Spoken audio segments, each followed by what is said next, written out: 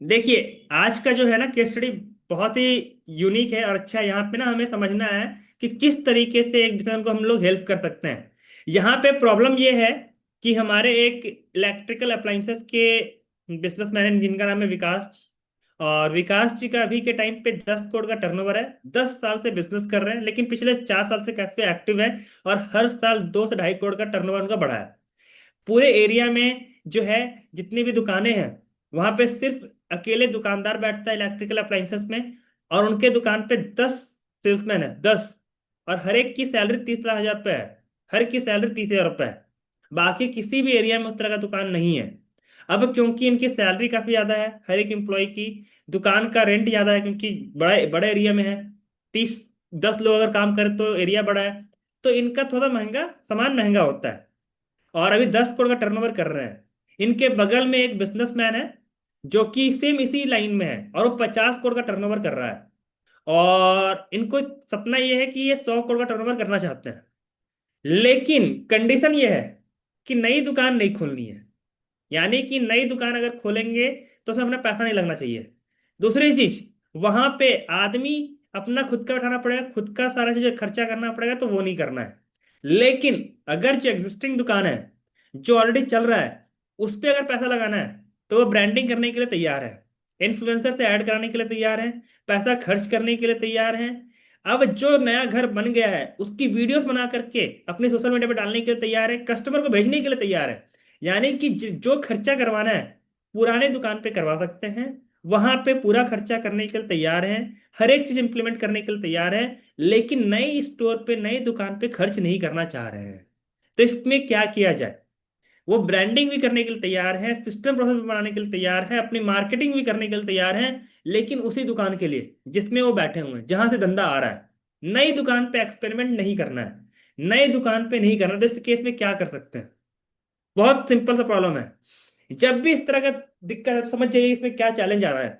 इसमें चैलेंज ये है कि वो उनको नई एरिया में कॉन्फिडेंस नहीं है अभी के टाइम पे कि नई एरिया में दुकान चलेगा या नहीं चलेगा। सेकंड, जो पैसा कमा चुके हैं उस पैसे को वो लगाना नहीं चाह रहे कहीं पे और। थर्ड, कि जो पैसा उन्होंने कमा लिया है, डर है कहीं ना कहीं अगर वो नहीं चला तो कहीं ना कहीं पैसा लग जाएगा। इवन उनको अधिक बेचने के लिए वो तैयार है कि उनका सेल्समैन 200 किलोमीटर दूर जाएगा, उनको माल दे करके आएगा और माल को बेच करके आएगा और रेवेन्यू बढ़ाएगा। लेकिन दुकान एक रहेगा, दुकान नहीं बढ़ेगा। सेल्समैन बढ़ा देंगे हम, यानी उस स्टोर से आदमी बढ़ा देंगे। तो इस केस में बहुत सिंपल सा करना है कि उनको डर है कि कहीं ना कहीं जब मैं बिजनेस बढ़ाऊंगा, अगला स्टोर खोलूंगा, क्योंकि इस स्टोर पे तो ऑलरेडी फुटफॉल है, सब कुछ है, यहाँ तो पैसा बन रहा है, अगला स्टोर पे पैसा बनेगा या नहीं बनेगा, इसकी उनको दिक्कत है। इसकी उनको डर है। तो क्योंकि वो मार्केटिंग करने के लिए तैयार है, सिस्टम प्रोसेस बनाने के लिए तैयार है, हर चीज करने के लिए तैयार है अपनी पुरानी दुकान पे, और उसको ब्रांड बनाने के लिए तैयार है, लेकिन सिर्फ एक ही दुकान को जहां पे वो काम कर रहे हैं। तो जैसे ये सारा चीज करने के लिए तैयार हो जाते हैं, जैसे ही उनका सिस्टम प्रोसेस बन जाता है, सारा का सारा चीज हो जाता है, और वहां पे सेल काफी अच्छा हो जाता है, तो आगे चल करके उनको सबसे पहले फोको मॉडल पे स्टार्ट करना चाहिए। फोको यानी कि फ्रेंचाइजी ओन्ड कंपनी ऑपरेटेड। यानी कि मार्केट में कई सारे ऐसे लोग हैं जो बिजनेस करने के लिए पैसा रखे हुए हैं, लेकिन उनको बिजनेस करने नहीं आता है। यानी उनको कि इलेक्ट्रिकल अप्लाइंसेस की दुकान चलानी नहीं आती है, माल खरीदने नहीं आता है, सही आदमी हायर करने नहीं आता है, मार्केटिंग अभी नहीं हो पाई है उनकी, उनको मार्केट का नॉलेज नहीं है, कस्टमर बेस नहीं है। तो ये क्या कर सकते हैं, क्योंकि 200 किलोमीटर की दूर तक अभी इनके सेल्समैन जाते हैं, इनके एजेंट जाते हैं जो काम कर रहे हैं। तो आगे चल करके ये फोको मॉडल पे, फ्रेंचाइजी ओन्ड कंपनी ऑपरेटेड, इनके द्वारा ये जो है फ्रेंचाइजी की आउटलेट चलेगी, और फ्रेंचाइजी की आउटलेट के थ्रू ये काम कर सकते हैं।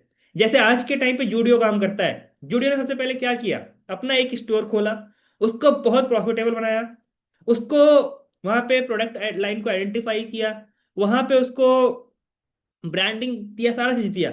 जब उसके तैयार हो गए, जब वो बिजनेस मॉडल हिट हो गया, सारा चीज समझ में आ गया, अब क्योंकि अपना पैसा नहीं लगाना था उसको, तो उसने क्या किया, फ्रेंचाइजीज को बिल्ड किया। यानी ऐसे लोगों को तैयार किया जिसके पास पैसा था लेकिन बिजनेस चलाने की स्किल नहीं थी, और जो बिजनेस करना चाह रहे थे। तो जूडियो जो है अपनी एक्सपर्टीज लेके आया बिजनेस चलाने के लिए, और फ्रेंचाइजी जो है पैसा लेकर के आए। अब दोनों मिलके काम करने लगे, तो फ्रेंचाइजी को अपना कमीशन मिल गया, जूडियो को अपना रिवेन्यू मिल गया और उसको इसका बिजनेस बढ़ गया।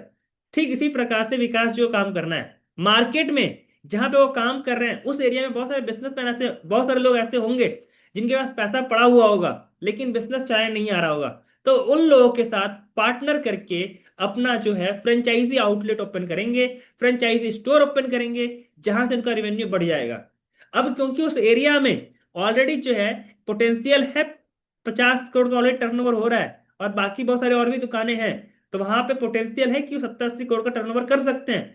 लेकिन आगे बढ़ने के लिए, आगे ग्रो करने के लिए उनको फोको मॉडल पे आना चाहिए, फोको मॉडल के थ्रू काम करना चाहिए। तो जब भी कोई इस तरह के बिजनेसमैन हो जो पैसा नहीं लगाना चाहते हैं या फिर कम पैसे में एक्सपैंड करना चाहते हैं, लेकिन अपनी एग्जिस्टिंग स्टोर पे पैसा खर्च करने में डर नहीं रहे हैं, अपने एग्जिस्टिंग स्टोर पे बिल्कुल वो ओपन है पैसा खर्च करने के लिए, लेकिन नई चीजों में थोड़ा सा डर रहे हैं, थोड़ा सहमे हुए हैं, तो उनको फोको मॉडल से तैयार करना चाहिए, फोको मॉडल स्टार्ट करना चाहिए। और फोको मॉडल कैसे स्टार्ट करना है उसके सिखाने के लिए आप जो है हमें कांटेक्ट कर सकते हैं, बात कर सकते हैं और अपने बिजनेस को ग्रो कर सकते हैं। तो बहुत बहुत धन्यवाद इस केस स्टडी को सुनने के लिए। मिलते हैं अगली केस स्टडी में।